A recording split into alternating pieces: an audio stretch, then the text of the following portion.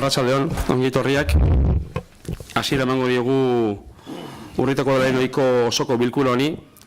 San Miguel jaien bezperan egonikan jai espiritua somatzen da, egun hauetan hor dauzkagu, bai, ensaio guztiak, danborradak, gizaprobak, ezprobak. Ordu nola baitere, udalak ere jarraitu ordu bereiko dinamikarekin, eta gaurkoan mintzat, plenoko gai hauei mintzat erantzun egin barko diegu. Gaurko gai zerrendan, aurreneko puntu bezala agertzen da, 2017ko uztailaren 27ko akta onartzea bidezkoa bada. Akta horrez bidalia da, eta onartu horretikan norbaitek zerbait esateko badauka. Orden aurreneko puntua ontzat ematen dugu, eta bigarrengora pasatzen gara. Bigarrengo puntuak dio bezala izenburuan.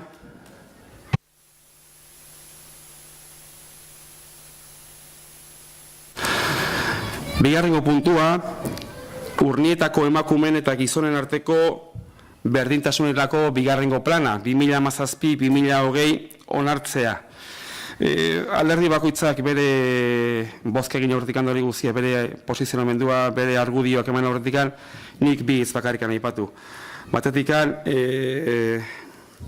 bigarrengo berdintasun plana daukagu, aurrenekoa orain dela 5 urte hasi zan urnietako udala martxan gizon eta emakumeen berdintasunen aldeko urratsak eman nahian. Ordu hartan ambizio osoa zen plan handi bat nolabait ere onartu ere zuen, eta urteen poderioz ikusi dugu berdintasun plan bakar batek ez duela gaur egun oraindik dagoen desoreka hori nolabait ere orekatuko, eta bigarrengo batek ere ez, baizik eta bigarrengoa, hirugarrengoa, laugarrengoa, etorriko zizkigula pixkana urratsak emango digutena berdintasun hori bermatze aldera. Horren ondorioz, guk ikusi dugu bigarrengo berdintasun honetan udalaren implikazio osoa bilatu nahi izan da, berdintasuna ez da nolabait ere atal batetikan jorratu beharreko kontua, baizik eta udaleko esparru, atal, departamentu desberdinetan bakoitzak bere eginkizunekin, bere funtzioekin jorratu beharreko puntua dela, eta horren ondorioz, bigarrengo berdintasun plan honetan ikusten da ardurak eta banatzeko garaian, ekintza konkretua banatzeko garaian, udaleko arduradun desberdinak izango ditugula horren erantzule. Egi esan eskertzekoa da plan horretan ere herriko agenteekin, ordezkariekin, era berean baita ere kanpotikan aholkularitza munduan egondu den eraberria etxearekin egindako lana. Ez da lan erresi izan, ez da simple izan, denbora pixka bat eraman du, hilabete batzuk eraman ditu, baina uste dugu datozen gaurten hasi eta datozen 3 urteetan ere emaitza batzuk emateko aukera izango dela. Orduan, sarrera orokor bezala horixe izango da, nolabait ere gaur aurkeztuko duguna, eta esan bezala bozkatu horretikan, alderdi bakoitzak bere argudioak emateko aukera, nahi izan ezkero. Consuelo, edo ez badukagu esateko horikan, bai? Sí, bueno, unas palabras en cuanto a este segundo plan de igualdad. Sí, estamos a favor de este segundo plan. Tal y como dijimos en la comisión, sí quisiera desde aquí agradecer a todas las personas, los técnicos, el gran trabajo que han realizado, porque han realizado un gran trabajo.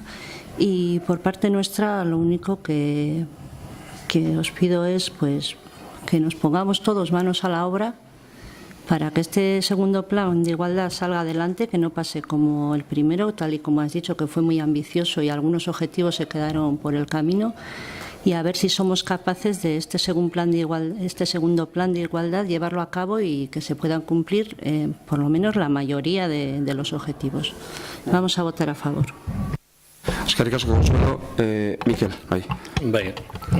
Bueno, aurrez esan guk abstenitxo ingoera puntu honetan, eta azalduko ditu gure arrazoiak zer diran abstentzioetxeko, bueno, puntu bakarra da, komisioan ere agertu duen, baina berriro ere mahai gainean jartzen dugu. Baina horrek ez du kentzen, hemen eginda lana ez aitzurtzearekin. Bat, nik uste dut aurreko planaren balantzea eginda garaian ikusi itzaizkiola aurrekoari, balako utsuneak edo objetibo gehiegizkoak markatu zirala, bete ezin ziranak. Eta arrazoi guziarekin, oraingo proposamena egiten zaion garaian, askoze neurtuagoko proposamenak egiten dira, eta gure iritzin baita ere egokiagoak, lehenengo. Bigarren, instituzioari barrua begira, eta barreko lan taldera begira, gure iritziz lana eta proposamena ondo egina dago, eta gainez egoki irutzi zaigu hori horrela izana. Kanpoari begira, plan hortan proposatzen dan kanporako zelan proposatzen diran, kanpoa begira egingo diranak, kanpoko taldeekin egingo diranak, eta guzti hori baita ere egoki irutzi zaizkigu eta ondo jarrita daude. Gure arazoa da hori ejekutatze garaian nola zenekin eta ze bitarteko jartzen diran. Eta gure iritzien gutxienez plan honek proposatzen duen organigrama edo laneko baldintzak ez dira egokienak gure iritzien. Hau da, zeharkako lan bat behar duela, udaletxearen atal guziei eragileen plan bat behar duela, hori garbi dago eta gainez planean oso ondo adierazita dago. Baina gero kanpoko, batez ere, kanpoko referenteak bilatzeko garaian udaletxeko instituzioetan, instituzioaren barruan, eta barrungo funtzionarien barruan, hor guretzako naiz eta hekadek jarrita daukan zein izango dan lan horren ardura gure iritzirako horrek oraindikan behartu definizio gehiago behar duen gai bada. Eta justu izan duzan guk martxoaren 8ko idatzi hartan planteatu genuen gaia. Hauxe horregatik eta gainez bereziki planteatu genuen 8. puntu hura nun eskatzen genduen udaletxeak eduki dezala persona bat identifikatua kanpora begira zein izango dan gai hortan arduraduna eta gainez denbora bat esklusibo lan hortarako dedikatuko dan larun bat izendatuta eta jarrita. Orduan ere esan genuen da berriz diogu, Urnietako udalerri baten tamainak ez du ematen persona bat horretarako esklusiboan dedikatzeko gaina lan. Hori esan deu leheno behin baino gehiagotan, da berriz ere esaten dugu hor. Baina ordu batzu dedikatu behar zaioela eta persona horrek izendatua behar duela eta gainez kanpoko jendearentzako, eske proposatzen dan izendapen horrek barruko lan hori egiteko egokia da. Eta gainez ondo proposatuta dago, zein izango da gainezeko. Baina kanpoari begira, nun kanpoko jendea zein izango du referente udaletxean, ze teknikari izango du referente udaletxean, eta hor gelditzen da difuminatuta gure iritzien. Eta hori da gure iritzia. Eta horregatik da gure abstentzioaren motiboa.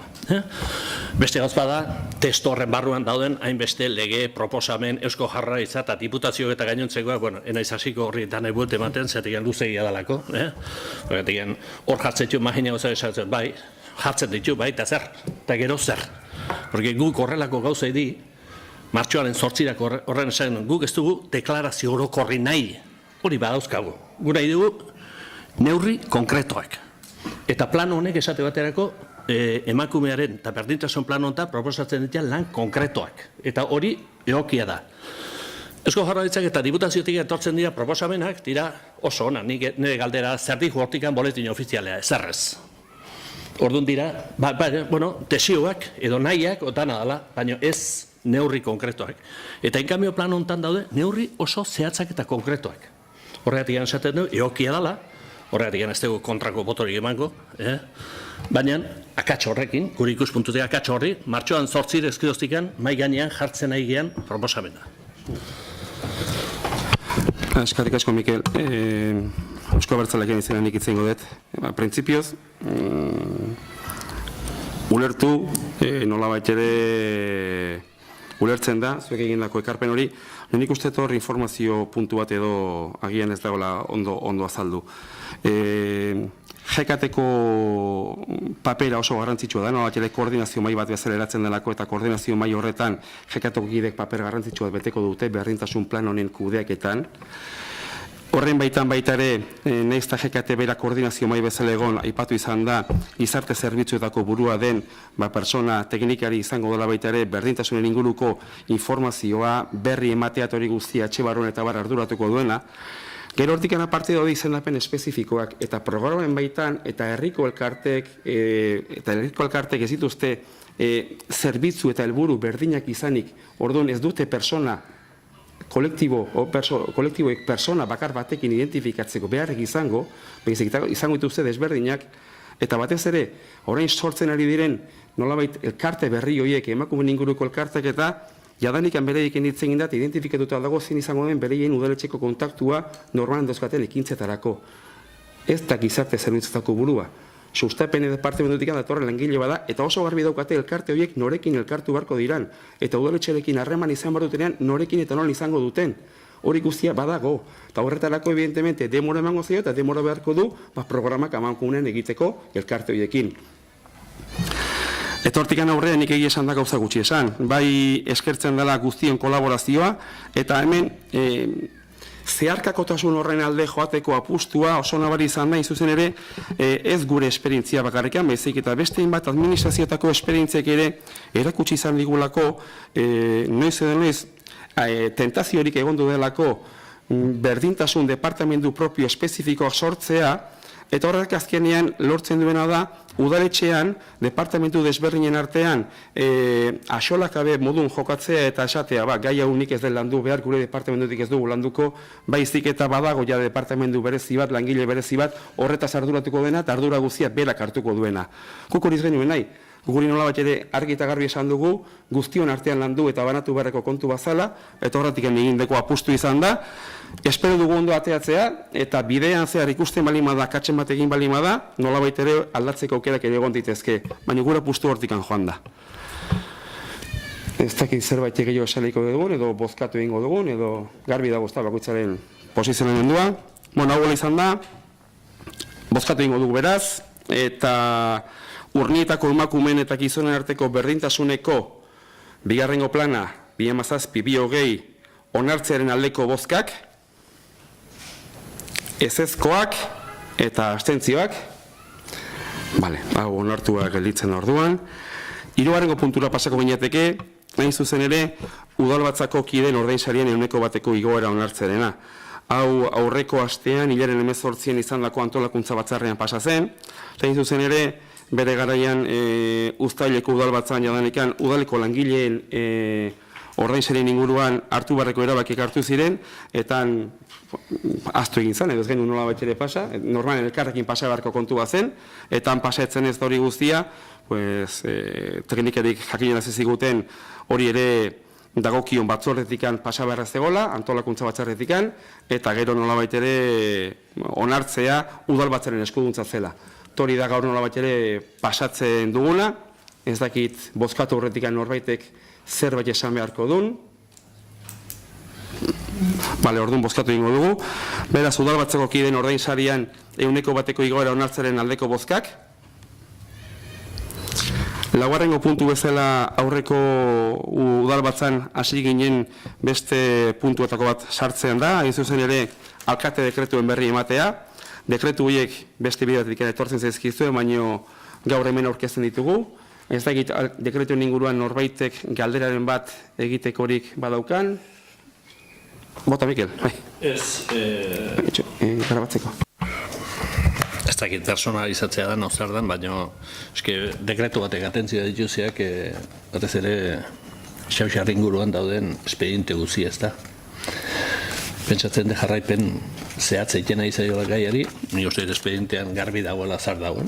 Eta horren baitan, hartu behar dira, nebre hartu beharko dira, baina etzakit gertatu den, porque izan duzi lehenengo hasiera bat, eta hau zer da, haren nolari etzitzaion erantzun, azkenean hartzen dan neurriak, ez da? Tamalez ez. Tamalez da, aurreneko erabaki horren baitan, eman zitzaizkion baldintza batzuen inguruko gauzak bete ez dituenez, nolabait ere jarraipen bat. Eta, oraindik ez da hor bukatzen bezik, eta horrek horre beste bide bat dauka, besteren batzuk, beste txosten batzuk ere etorriko dira. Ordu nolabait ere, azkenean da, bizilagunekin izandako bizikidetza konbibentzia arazo bat, hori da. Baina, hondikan ez da horrekin bukatuko, besteren bat beste kapituloren bat horrela. Osea, oraindikan bereekin elkartu gara, behin baino gehiagotan elkartu gara jabearekin, Markosekin, behin baino gehiagotan elkartu gara gaur egun Xauxarren kudeaketa daramaten bi gazteekin, bizilagunen abokatuarekin, beraz, nahi baino denbora gehiago exikitu digun gaia da.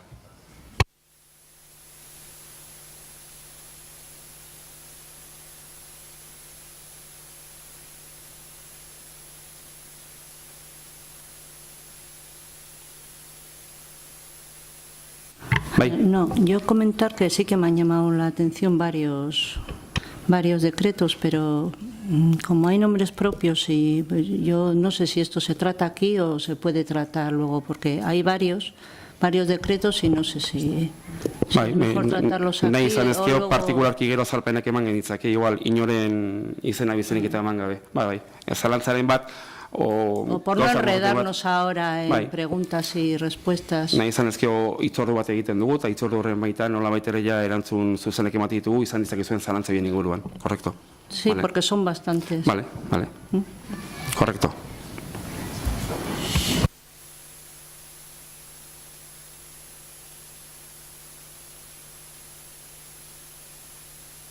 Bueno, bosgarren puntura pasako gineteke, eta kasu honetan, bosgarrengo puntu honetan, EAJ-PNV jartzen du, nik uste idatzian Eusko Abertzaleak talde jartzen zuela, eta EH Bilduk aurkezutako mozioa, mozio baino gehiago azkenean, mozioa da, ze adierazpen instituzionalizateko aukerik ez da izan, Katalunian azken egunetan gertaturikoaren atrian, esan bezala adierazpen instituzional bat onartzeko proposamena. Esan bezala gai hau aurreko astean izandako bozeramaile batzar batean landu genuen, horrelako kasutan ematen den bezala udalbatza osatzen dugun alderdi politiko kideak ados jarri izan bagina adierazpen instituzional baten aurrean geundeke, baino hori ez denez, mozio bat bezala aurkeztuko dugu. Nik sarrera horrekor egingo dut, eta gero hortikan aurrea alderdi bakoitzak izango duen posizionamendua edo azalduko litzateke. Eta sarrera oso horreixa da. Azkenean, datorren igandean urriaren baterako deituta dagoen konsultaren inguruan, azken egunetan gertatu diren mugimendu guztiekin, aurreko astean, nik ustet, bai Gipuzkoa, bai Euskadiko udal askotan jadanekan alderdiek mozioak edo proposamenak aurkeztu izan dituzte. Oinarritzat nagusiki hartu izan da Gasteizko legebiltzarrean alderdi batzuen arteko adostasunarekin aurkeztu zen proposamena, eta hori izan du baita ere ardatz gaur hemen nolabait ere eztabaidatzen dugun horrek, ezta? Orduan, sarrera hori izanikan, eskertuko nukeen izan dutzateke, beti egiten du bezala, lehendabizi alderdi sozialistak, gero EH Bilduk eta azkenik Eusko Abertzaleak taldeak mozionen inguruko gure jarrera, posizionamendua egingo dugu, eta ondoren bozkatu egingo dugu. Beraz, Consuelo, nahi duzunean? Sí, la primera duda que tengo es si creéis claramente que esto es una moción. Porque yo es que tengo otro concepto de moción. Esto no sé si es una mezcla de declaración institucional. Bueno, como moción yo desde luego no lo veo. No veo que presentarlo de esta forma, no sé si lo veis, es una moción. Yo pensaba que la moción estaba, o sea, se presentaba conjuntamente, en este caso, bueno, dos grupos políticos, ¿no?, con su nombre y apellidos, que haya una exposición de motivos y después viene la moción, o sea, los acuerdos que haya que tomar. Pero vamos, yo como modelo de moción no he visto nunca una cosa como esto. No sé si en eso estaremos de acuerdo. Entonces, bueno, nosotros vamos a dar el argumento en base al escrito este que habéis presentado.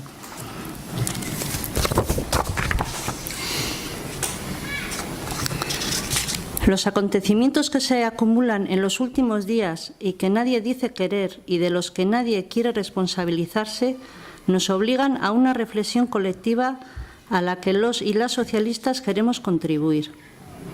La relación entre Cataluña y el resto de España es una cuestión no resuelta desde el año 2010, cuando el Tribunal Constitucional alteró el estatut votado por los catalanes en 2006.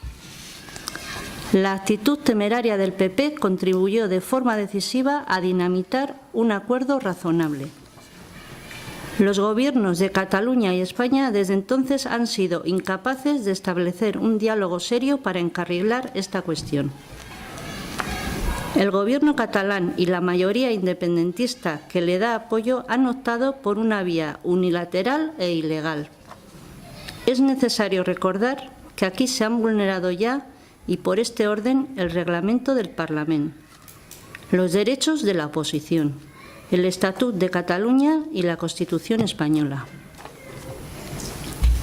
Esta vía unilateral e ilegal está condenada al fracaso y comporta la actuación de los poderes del Estado para evitar la celebración de un referéndum que está considerado ilegal por los letrados del Parlament de Cataluña, el Consell de Garanties Estatutàries de Cataluña, el Tribunal Constitucional y la Comisión de Venecia del Consejo de Europa. Los socialistas siempre hemos alertado contra el choque de trenes que otros minimizaban y hemos defendido siempre otro camino, el camino del diálogo, de la negociación y del pacto. Desgraciadamente, nuestro planteamiento no ha sido atendido y el choque de trenes del que advertíamos ha llegado. El diálogo político es la única vía que puede permitir salir de este callejón sin salida para que Cataluña gane en autogobierno y financiación y para que España se transforme en un Estado federal. El pacto que proponemos debería culminar en una reforma constitucional federal que fuera sometida al voto de la ciudadanía. Los y las socialistas hemos recogido en la Declaración de Barcelona los elementos esenciales de nuestra propuesta y hemos impulsado en el Congreso de los Diputados la creación de una comisión parlamentaria para abordar estas cuestiones. En estos momentos llamamos a los gobiernos de Cataluña y España a detener una escalada que nos lleva a todos al desastre. La solución al problema de la relación entre Cataluña y el resto de España no vendrá de la mano de los tribunales, pero el respeto a la legalidad nos obliga a todos. La determinación del Estado de impedir la celebración de un referéndum ilegal no puede implicar en ningún caso limitar el debate político y los derechos consagrados de la Constitución. Es por todo ello que pedimos al Gobierno de Cataluña que renuncie a la organización de un referéndum ilegal y que esta renuncia haga posible la apertura inmediata de un proceso de diálogo y negociación al que estén convocadas todas las fuerzas políticas catalanas y españolas.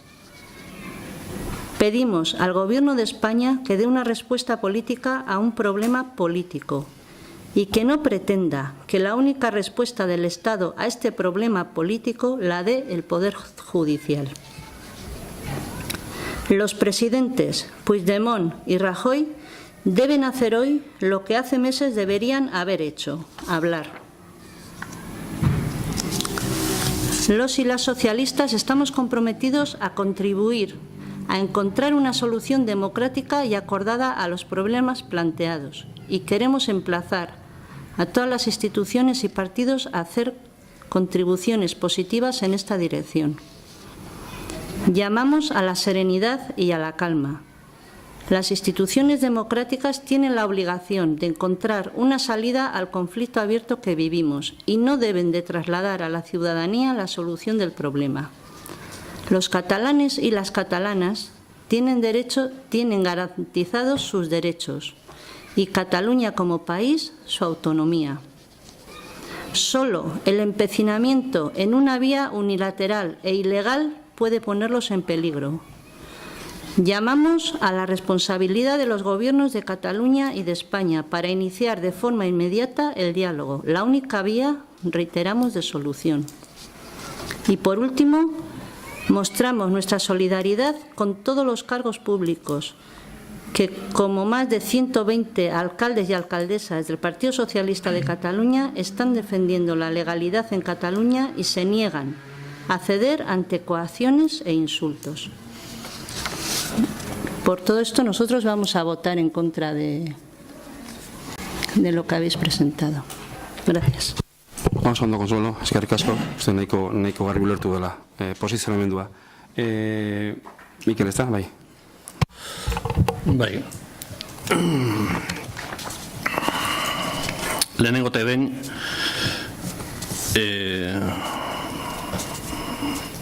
zea batekin hasi nahi nuke, relato txiki batekin, hau da,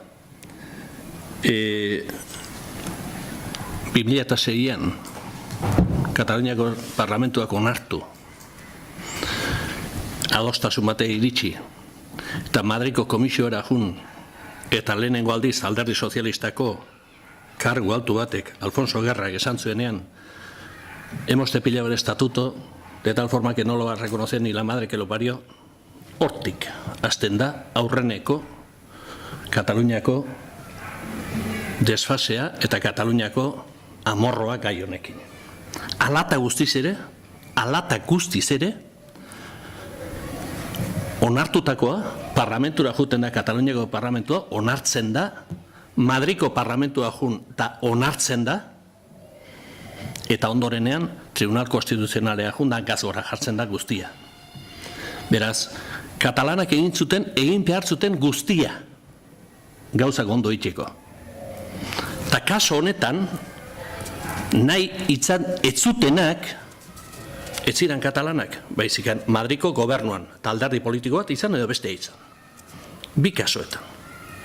Beraz, Kataluniako ibilbide hau ordu nazten da, eta 2010an ja, konstituzionalea junda, konstituzionalak, ja ez zepilatuta, baizikan, zikeratuta utzi zuenean estatuto guzia, orduan horrek katalana edietzioen ez zertarako balio, ez zertarako ez gainez. Zertik akaba esatea, hainbat tertuliatan entzuten bezala, no, pero solamente se han suspendido 114 artículos, ja, baina kendu baldin badezko balio dituen guztiak zertarako ez du beste gainontzekoa.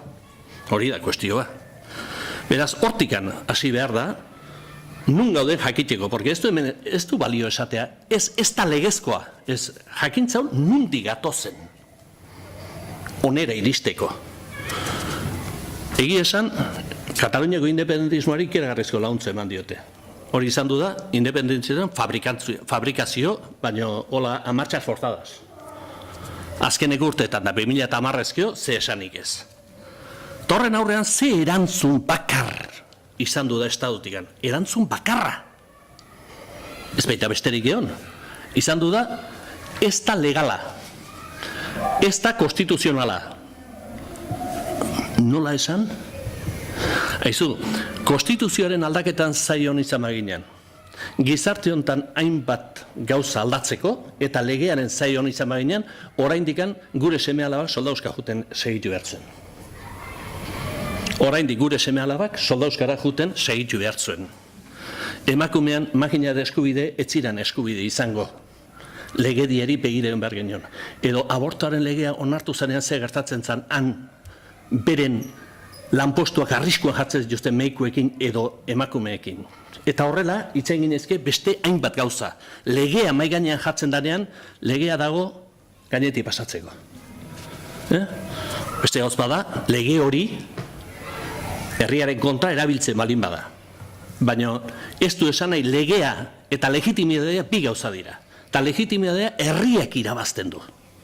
Herritarrak irabazten dute legitimitatea beren jarduerarekin. Eta hori egiten du Kataluniako herriak eta Kataluniako herritar askok gerozta gehiagok egiten dute legitimitate hori maigainean jarri. Hau da, eskubide daukagu gure etorkizuna erabakitzeko. Eta hori da dagoen demanda. Ze erantzun izan da estadutikan? Egurra. Egurra. Eta egur hortarako erabiltzen dira bitarteko guziak. Politikoak, judizialak eta mediatikoak. Osoak erabiltzen dira.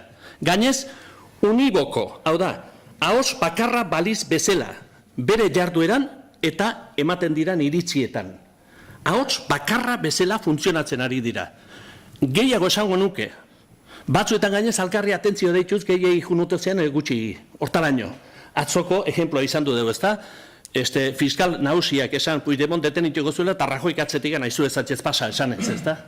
Hoi da azkenekoa entzun deuna. Beraz, egoera hortan gaude Ze gertatzen da, Kataluniako hainbat herritarrek, milioikak izango baitira, maigainean jartzen duen demandak ez du estadu honentzako inongo arazorik. Estadu honek ze askatasun bide ematen du, ze bide demokratiko albideratzen ditu, gutxienez beren demanda horiek kanalizatzeko eta lekura emateko. Inongorik ez. Harrikozkorba bali bezala konstituzio eskutan hartu eta esan hau ez da konstituzionala. Aizu, baina zuek ez dezu inongo eragozpenik izan gau batean egun batetik bestera artikulu oso bat aldatzeko, Inongorik ez dezu inongo pegarik izan, Gau batean, 135. artikulua egun batetik bestea aldatzeko, ados jartzen zatenean, beraz, horrek ze esan nahi du? Aldatzeko borondaterik ez dagoela. Hemen kuestio hori da, hau da, konstituzioa jartzen danen mai gainean esan, egin zazue proposamen aldatzeko, nola, baina zuek adosta dute aldatzeko, zer guk eskatzen duen bidean, ez, ordu zertaz izketan ari gera hemen. Zertaz izketan ari gera hemen. Hau da, zuek gau batean, konstituzioa aldatzeko gai zerate, eta enkanbio horrelako gai baten inguruan hitzeiteko ez. Eta hori bai, aurretikan, konstituzioa, legedia, poliziak, guardia zibilak, juezak eta gainontzeko bitarteko uzidana jarrita. Egi esan, eta berriz diot, independentismoa ikiarrezko favorein da. Azkeneko informazioa atzo iritsi itzaion Kataluniako alkate bitate esanez, bueno, azkeneko joera dela, baina hola, arrapaladan, bide horta, magina jende pasatzea. Arrapaladan, beraz, hainbat jende, inkluso prozeso honen kontra zegoena, ikusi duenean, estaduak nola maigainean jarri dituen guardia zibilak bestea, multak, kargo publikoei jazarpena, eta gainontzeko martxan jarri diren garaian, jende esaten daizu, pasatzen naizete, hau ez. Naiz eta ni ez egon, ez referendunakin, ez konstituzio. Zenegatikan, ja eskubide demokratikoa jartzen nahi diralako kuestioan hemen. Ja ez da independentzia nahi dan edo ez? Ez. Ja ez da autodeterminazio eskubidea badaukagun edo ez? Ez da guk askatasun demokratikoak eskura dauzkagu gure iritzi emateko eta gure nahi azaltzeko bai ala ez. Eta hori da diskusioa mai gainean daukagunak gaur. Eta hori da Katalunian gaurko unean jokatzen nahi dana eta igandea bitartean. Igandea ez da bukatuko noski. Igandean izango da prozesu honen beste pauso bat. Beste pauso bat izango da. Beraz, kondizio horietan pentsatzen balin badute, Madriden pentsatzen balin badute. Igandean hori oztopatuta gerra irabazi dutela, egia esan, oso konfundituta daude. Oso konfundituta daude. Euskal Herrian ondo eta ez zaien, Euskal Herrian hainbat neurri ilegal hartu ziran borroka jakin batean. Baina hemen, gizarteak ere erantzunen moduan, zati txapela bat zeolako gainetikan, eta horren kontratan abalio zuen. Periodikoak itxi, ez dakizein, bakizein, hainbat gauza. Milaka persona, gaurdeten itxu eta bihar libre utzi. Jazarpen hori, baina hemen zegoen justifikazio bat. Eta justifikazio horren zenan, baina Katalunian hori ez dago. Eta gizartea erantzuten nahi da, nun atxikituko dan, oaindikan leheno baino indar gehiagokin erantzuten. Hori da kuestioa. Eta horri etzaio irteerarik ematen eskubide demokratiko horri. Eta berriz diot, enaizketan nahi ez independentzitat, ez da autodeterminazio eskubideta zena. Boto emateko eskubideta zen ez izketan. Boto emateko eskubideta zen ez izketan. Orain, izango dira armas de destrucción masiva. Izango dira hautesontziak eta papeletak izango dira azken alde honetan itxura danez. Olako enpeñoa eta persekuzioa jarri dutenean. Madriko korrupto guziek harrapatzeko ez du polizi bakarrik destinatu eta orain 9.000 behar balin badira. 9.000 behar balin badira. Zertako eta papeleta eta hautesontzi batzuk eskutan ez izateko. Nik uste horrekin oker da bitzala. Katalunian urrengo igandean ikusiko ditugu milioika persona kalean. Igandean milioika persona kalean. Galdera da, estaduko gobernuak eta laguntzen dieten alderdiak zer esaten diote milioika persona hori di. Ze erantzun emango diete eta ze irtenbide ematen diote persona hori di. Tana ez etorri orain komisioarekin distorioekin. 10 urte eduki ditugu komisioei sortzeko, 10. Eta irtendik gabe iritsi gira garaian, orduan proposatzen da komisio hori, bai, baina ja berandu da. Katalanek, kaso honetan, edo Kataluniako parte importante batek, ja ez du hori nahikoa. Ez du hori nahikoa, hori da kuestioa. Hortik aurrea, bueno, ikusiko dugu ze gertatzen den. Hilaren bian, izketan jarraituko dugu gai honekin, eta gai gaine sakona izango da, nire irintzian, estaduko politikan eragin ikeragarri izango duena, denbora izango da testigu, baita ere, eta ikusiko dugu azkenean nun bukatzen den asuntoa. Katalunian, asunto ez da hurrengo igandean bukatzen, pasako dira, hilebeteak eta urteak gai honi buelte emateko, eta ikusiko dugu azkenean nundik gertatzen dira. Ara, bakarrik lehengo ostiralean, Javier Pérez Royo, segurasko estaduko eskubide konstituzionaleko jakintxuenetako persona bat, eta rekonozituta aldardi politiko zitanak jakinduri rekonozitzen esaten zuen. En Cataluña se hará referéndum sí o sí. El gobierno tendrá que ver en qué condiciones. Horrela esaten zuen, eta gizon hau, 78ko konstituzioen redakzioan komisioko parte izan duzan, Kataluniako estatuen redakzioen parte izan duzan, beraz zerbait badaki zer dagoen eskuartean. Giza talde horren danen demandari erantzunik ematen etzaion bitartean, konflikto horrek segituko du. Eskerrik asko, Mikel, eta azkenik Eusko Abertzalea den izenean, Maribel, Makero, zure deitza. Bueno, aurrekoan lehen Konsuelok komentatu du, egia da zioa falta zaio, motivazioa falta zaio mozio bezala izateko. Horrela aurkeztuta dago, hasieran pensatzen, bueno, deklarazio instituzional bezala aurkeztu gendulako, eta egia esan ez diogu ziorik gehitu lehengoko deklarazio instituzionali horretan, arrazoia emateizut, horrela da. Bueno, ni uste Mikelek ere kokatu dula eta zioa esplikatu du, nik uste ez gerela pasapuntutara, baina berak egeman dituna azalpenekin, motivazioa, mozio hau aurkeztaren motivazioa aurkeztu dugu. Mozioak dio kezka adierazten dugula eta baztertu egiten dugula egitateen bidez Kataluniako autonomian esku hartzeagatik, hau da, estatuan seguntasun indarrek egiten duten esku hartzeagatik, ez? Hemen aipatu da prozesua 2010 urtean hasten dela, baina prozesu hau Kataluniak oraindik bideratu gabe duen prozesu soberanista edo herri nahi hori ez da 2010ean sortzen. Aspaldiko mendetako nahi bat erantzuten diola, ez? Nazio izataren nahi hori eta nazio hori estatu bihurtzeren nahi hori. Indarra hartzen du 2010 urten, judizializatu nola batxe egiten dalako, naiz eta konstituzionalak atzea botatzen duelako estatutoa.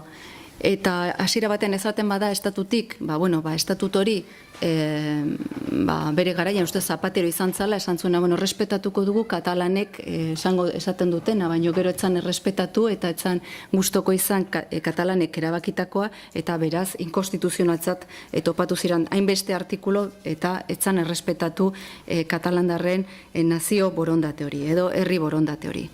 Esaten da, eta gu esaten dugu eta defendatzen dugu elkarrizketa eta akordioan oinarritutako prozesu demokratikoa martxan jartzea nahi dugula. Eta borondate legitimori, herri borondate legitimori erantzungo dio arau esparru berri bat adostu egin behar dela.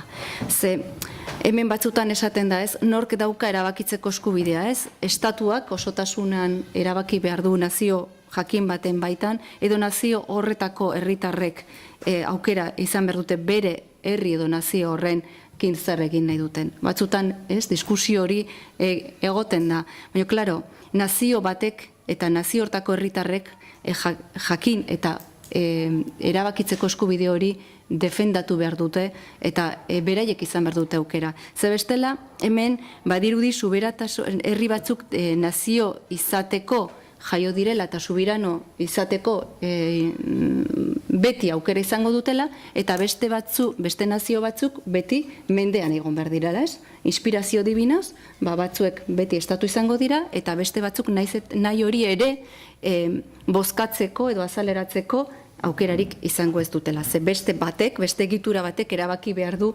nazio borondate edo herri hoien borondateari buruz. Orduan, bai, defendatzen dugu Kataluniak elkarrizketa eta akordioa bilatu egin duela, eta estatuak indarrez erantzun diola. Ja, hamarkada luze bat baino gehiago da saiakera horretan dabiltzala, eta beti izan da agendan egon ez den gai bat. Eta gainez, agenda ez egotearena, nola baitxe izan da, alde batea utzi nahi izatea herri borondate hori. Baina herri borondate horrek indar hartu du Katalunian, eta indar hartze horrekin aurrera nik ustet ezinezkoa dela horri bizkarre ematea. Eta igande honetan bozkatu egingo da. Legala izango da botazioa, hori denok dakigu legala, konstituzio, daukaun konstituzioen baitan ez, legitimoa bai. Legitimoa bai. Eta hemen, Jugoslaviako gerraren inguruan, hemen Tribunal de Laiak deitutakoak egin zituen sententzia batean, Uztailaren 2010 urteko Uztailaren 22ko sententzia batean esaten zuen. Declaramos que no existe en derecho internacional ninguna norma que prohíba las declaraciones unilaterales de independencia. Ni horrekin ez dut azpimarra jarri, bigarren parrafoarekin jarri eta azpimarra. Declaramos que cuando hay una contradicción entre la legalidad constitucional de un Estado y la voluntad democrática, prevalece esta segunda. Y declaramos que en una sociedad democrática, a diferencia de una dictadura, no es la ley la que determina la voluntad de los ciudadanos, sino que esta es la que crea y modifica cuando sea necesario la legalidad vigente. Beraz, elkarrizketa bai, akordia sustatuko duen prozesu bat ireki behar da, baina beti ere,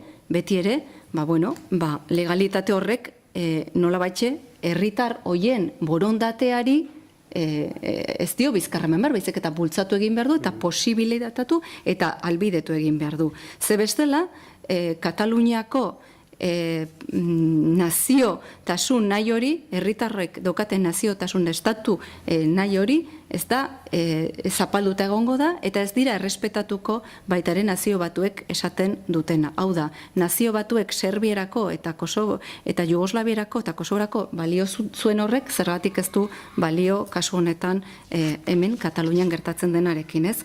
Eta, deklarazioak errepresio estrategiaren kontra egiten du, fruntzezko printzipio demokratiko guztiko konpromisoa eta elkartasuna adierazten nahi dugu, eta baita ere dei egiten dugu Katalunian herriaren asmo demokratikoaren erabakitzeko eskubidearen adierazpena ahalbideratzea eta horrien bateko emaitzak errespetatzera.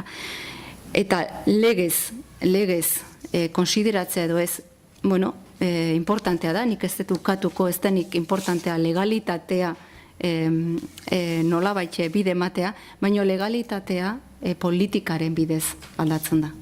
Eta gure esku dago, eta jende askoren esku dago borondate demokratikori bide ematea. Besterik ez. Eskerrik asko, ez da egin norbaitek bigarrengo itzulererik nahiko lukeen, zerbait izateko? Mikel?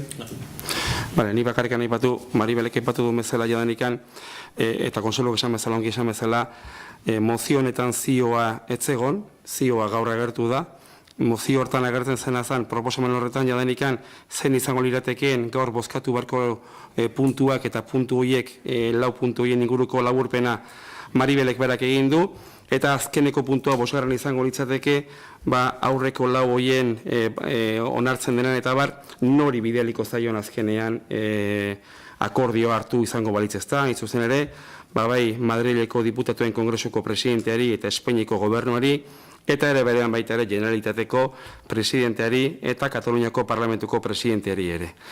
Orduan, alderi bakoitzak bere jarrera, bere posizionamendua zein duen argi azaldu da, eta orain gelditzen den bakarra izango litzateke beraz, bozkatzea, ea nor egongo den mozio honen alde. Beraz, bosgarren puntuan dion bezala, Katalunian azken egunotan gertaturikoen arian adierazpen instituzionaleko proposamenaren, kasu honetan mozio izango litzateke, mozioaren aldeko bozkak,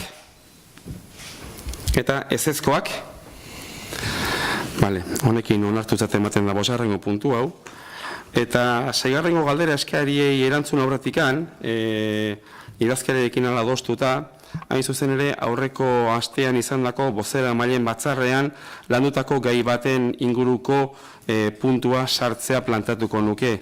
Hain zuzen ere, ostiralen izan genuen bozeramaileen batzarrean, mozio honen inguruan edo adierazpen instituzionalen inguruan hitz egiteaz gain, aipatu genuen nola bere garaian maiatzaren 30ean urnietako izandako udalbatzan harturiko erabaki baten ostean, proposamen horrek, hain zuzen ere, memoria eta bizikidetza batzorde bereziaren eraketa eta erabaki hartzeko erregimenen aldaketa proposamena landu genuen, bertan aipatu zen hasieran maiatzaren 30ean harturiko erabaki batzuk agien ez zeudela ondo hartuak eta eguneratzeko proposamen bat egingo zela.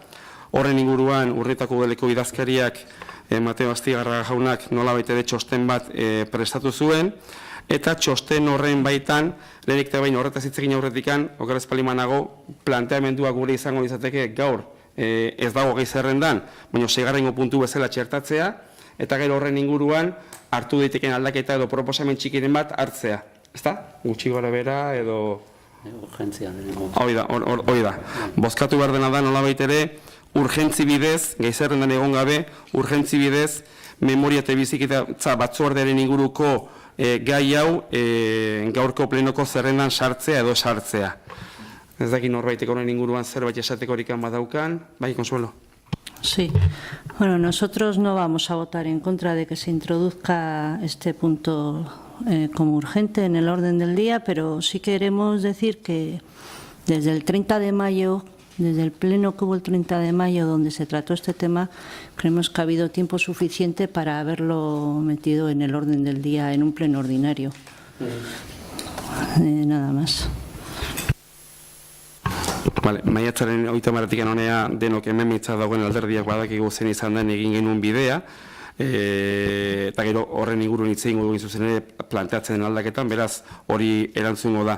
Orduan, arazorik ez baldin badago, bozkatu egin behar da urgentzia, ezta? Urgentzia bozkatu egin behar da, beraz, urgente bezala, 6. puntu bezala gaurko udalbatzako osoko bilkura honen gai zerrendan memoria bizikidetza batzordearen inguruko gaia sartzearen aldeko bozkak,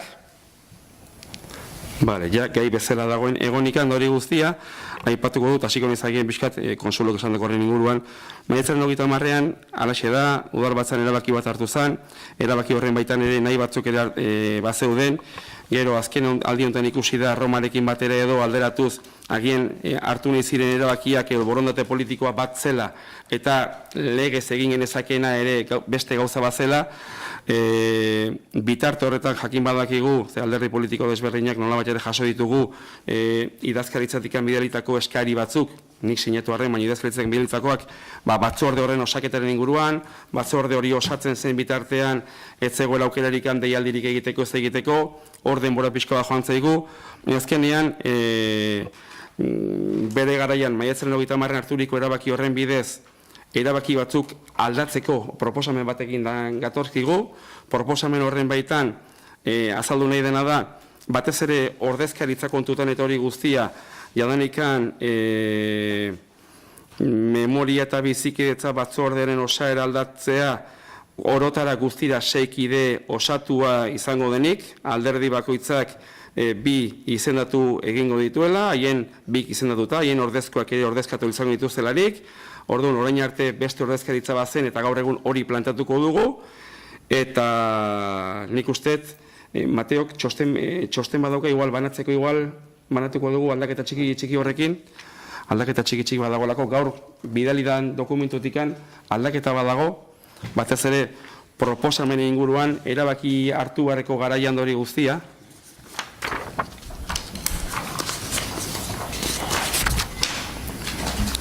Ez da egita arrazonamendua edo mane diazun bizkat zertan datzan hori guzti aldaketaten nola dagon? Bai, lehenengo gaur goizean aurreratutako testuan azaltzen zen talde politikoek bidali behar zenutela astebeteko epean batzordeko kideak zeintzuk ziren alkatari zuzendutako idatzi batean. Ondo aztertuta eta ikusirik azkenean batzorde berezi bati buruz hitz egiten ari gerela, ez dela batzorde egonkor bat, eta araudia kontutan izanik, zeinetan esaten den, bai gure reglamendu organikoan esaten da, egia da, batzorde bat osatzeko talde bakoitzeko bozeramaileak zuzendu behar duela idatzi bat alkateari, baino ez da esaten berez epe bat jarri behar denik. Hori ikusita, aldatu dana da lehenengo puntua eta hirugarrena, eta proposatzen dana da,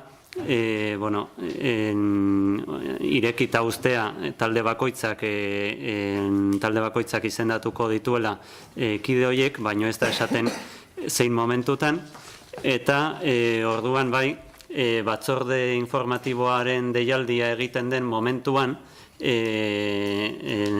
antolaketa, funtzionamendu eta araubide juridikoko toki administrazioen erreglamenduak dion bezala, deialdi hori bideratuko zuzenduko da zinegotziei izendatu badira, edo zinegotziak ez oraindik izendatu ez badira, talde politikoari. Ze azkenean eskubidea daukanak batzordeetan parte hartzekoa dira talde politikoak. Eta ez bere zinegotziak, behintzat talde politikoak zeintzuk diren zinegotziak esaten duen arte. Horregatik irekiagoa uzten da, nolabait informalagoa esan liteke, eta ez da epe bat zehazten. Orduan, taldeek askatasun gehiago izango zenukete, nolabait momentua hautatzeko, noiz izendatu taldeko kideak zeintzuk izango diren. Hori da aldaketa. Bestela berdina da. Bestela ez da ezer gehiago aldatzen. Idazkaren azalpenak eman eta gero, ez dakit norbaitek zerbait esan nahiko lukeen, erabaki proposamenean dago. Erabaki proposamenean aurreneko puntuan da ematen dena aldaketa. Gaur goizean jasotako dokumentutikan, orain Mateok azaldu noreta, aldaketa aurreneko puntu horretan ematen da, ezta? Hirugarrenaren bukaeran. Bale, hori da. Eta gure asmoa, evidentemente, kontuten izan da urtean ez esasoitan gauden ere, gauz batzuk ere badu behar, beraz, gure asmoa izango ditzatek alik eta azkarren jadenikan batzorde honen deialdi bat egitea.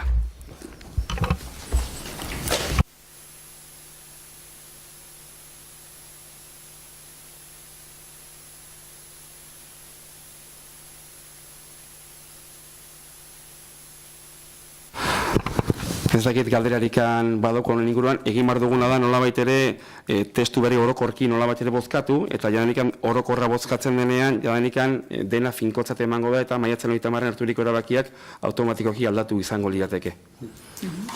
Ez dakit norbaitek badaukan galderarik, orduan bozkatu egingo dugu, beraz, memoria eta bizikidetza batzorde bereziaren eraketan eta erabakiak hartzeko erregimen aldaketa proposamen berri honen aldeko bozkak. Orain bai, ja ez egarna bizikita zazpigarren puntu bezala galde eskariak o erreguak, ez dakit galderarikan badaukagun. Consuelo, Mikel, aprobetxatu nolabait ere Samiel txukun batzuk izateko, errespetoz, nolabait ere guztiok ondo pasa ezagun, eta batzordekin urrengo esatik aurrera jarrituko dugu. Eskerrik asko guzti eta ondo izan.